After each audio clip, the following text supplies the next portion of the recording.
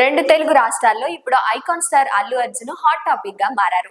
ఆయన నటించిన Pushpa 2 cinema premier shows రోజున ఎటువంటి సమాచారం లేకుండా సంధ్య థియేటర్ దగ్గరకు వెళ్లడం, అక్కడ భారీ తొక్కిసలాట ఏర్పడింది. ఈ క్రమంలో రేవతి అనే మహిళ మరణించారు.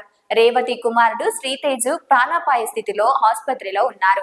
ఈ విషయం అల్లు అర్జున్ తో పాటు సంధ్య థియేటర్ యాజమాన్యంపై కూడా కేసులు నమోదయ్యాయి.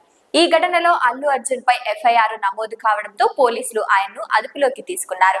భారీ ట్వీట్ల మధ్య అల్లు అర్జున్ బెయిలుపై బయటకు వచ్చారు. థియేటర్ దగ్గర జరిగిన తొక్కిసలాటలో మహిళ మరణించిన ఘటన కాంగ్రెస్ ప్రభుత్వం సీరియస్ గా తీసుకుంది. సీఎం రేవంత్ రెడ్డి అసెంబ్లీ సాక్షిగా హీరో అల్లు అర్జున్ తో పాటు ఇండస్ట్రీ పెద్దలపై విమర్శలు గుప్పించారు. తాను సీఎం గా ఉన్న సమయంలో ఇక మీదట ప్రీమియర్లకు టికెట్ రేట్ల పెంపు ఉండదని, అనుమతి ఇవ్వబోమని తేల్చి చెప్పారు. రేవంత్ రెడ్డి తనపై చేసిన వ్యాఖ్యలకు కౌంటర్ గా అల్లు అర్జున్ మీడియా సమావేశం నిర్వహించారు. దీంతో ఈ వివాదం మరింత పెద్దగా మారింది. అయితే సంధ్యా థియేటర్ దగ్గర ఘటనలో అల్లు అర్జున్ తీరుపై సర్వత్ర విమర్శలు వినిపిస్తున్నాయి. రేవతి మరణానికి అల్లు అర్జునే కారణమని ప్రభుత్వం విమర్శలు గుప్పిస్తోంది. తాజాగా అల్లు అర్జున్ పై ప్రముఖ ప్రవచనకర్త గరికపాటి నరసింహారావు ఆగ్రహం వ్యక్తం చేశారు. ఆయన మాట్లాడుతూ, తగ్గేదే లేదు అంటావా? రేపు ఓ పిల్లవాడు ఎవరినైనా కొట్టి తగ్గేదే లేదు అంటాడు.